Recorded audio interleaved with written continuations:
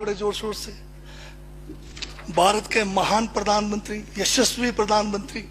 अब मैं ये पूछना चाहता हूं, भूटान को 10,000 करोड़, मंगोलिया को 70,000 करोड़, बांग्लादेश को 15,000 करोड़, मॉरिशस को 5,000 करोड़, नेपाल और अफ्रीका के देशों को 39 अरब करोड़, सरदार स्टैच्यू को 3,000 करोड़, उद्योगपतियों का ऋण माफ करने के लिए 5,55,000 करोड़, मोदी की विदेश यात्राओं पर 25,000 करोड़ और बीजेपी का मुख्यालय का 350 करोड़, मोदी और बीजेपी के विज्ञान पे 5,000 करोड़, मोदी की सुरक्षा में 24 घंटे में 1 करोड़ रुपए दिन का खर्च कर रहे हैं और साल में 591 करोड़ 30 लाख रुपए आप खर्च कर रहे हैं। और पिछले 5 सालों में कुंभ के मेले में 15,000 करोड़ और यूएसए के प्रेसिडेंट ट्रंप को नमस्ते करने के लिए 100 करोड़।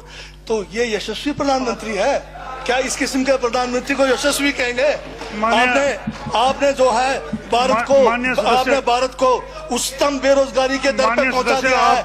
आज विश्व में भारत जो है भूखमरी में बांग्लादेश से भी नीचे है, आज पाकिस्तान से भी नीचे है। जिस देश में 25% जो है रात को भूखा सोए, उस देश का प्रधानमंत्री यशस्वी है क्या? जिसने देश की आर्थिकी को बिल्कुल नीचे कर दिया, छिन भिन कर दिया, जिसने जीडीपी खत्म कर दिया, जिसने नोटबंदी में लोगों को जो है नोटबंदी के तहत जो है लोगों को मरवा दिया, जिसने नौकरियां खत्म करा दी, जिसने महंगाई चरम पे पहुंचाई, जिसने पेट्रोल 100 रुपए कर दिया, डीजल 100 रुपए कर दिया, क्या वो यशस्वी है? क्या उसको यशस्वी कहेंगे आप? यशस्वी प्रधानमंत्री है आपका, जिसने भारत के सैनिकों को शहीदों की संख्या पिछले 30 सालों में सबसे ज्यादा है। क्या ये यशस्वी प्रधानमंत्री है? जिसने देश के अंदर चीन को घुसा दिया, क्या वो यशस्वी प्रधानमंत्री है? बजट पे बोलिए। माननीय सभापति महोदय, ये बजट में जिक्र हुआ है यशस्वी प्रधानमंत्री का और मुझे उसका जवाब देने का पूरा अधिकार है, जो मुझे कोई छीन नहीं सकता है। ये क्या यशस्वी कहेंगे इसको आप? बहुत यशस्वी है। देश का जो है आज बिल्कुल देश को आर्थिक रूप से कंगाल, राजनीतिक रूप से कश्मीर से कन्याकुमारी जो अखंड भारत है वो खंड होने जा रहा है। हिंदू मुस्लिम कर करके आपने जो है इस देश की जो है ऐसी तैसी फेर रखी है। और अब जब मैं कह रहा हूं तो आपको तकलीफ हो रही है। आप बताइए क्या तकलीफ की उसमें है? आप अब दादा अभी लाल किला आपने बेच दिया, रेलवे स्टेशन आपने बेच दिया, एयरपोर्ट आपने बेच दिया। यशस्वी प्रधानमंत्री है। कोयले के खदाने आपने बेच दिया, रेलगाड़ी आपने बेच दिया, बंदरगाह आपने बेच दिया, बेकिस्मती जमीनें आपने बेच दी यशस्वी प्रधानमंत्री जी ने।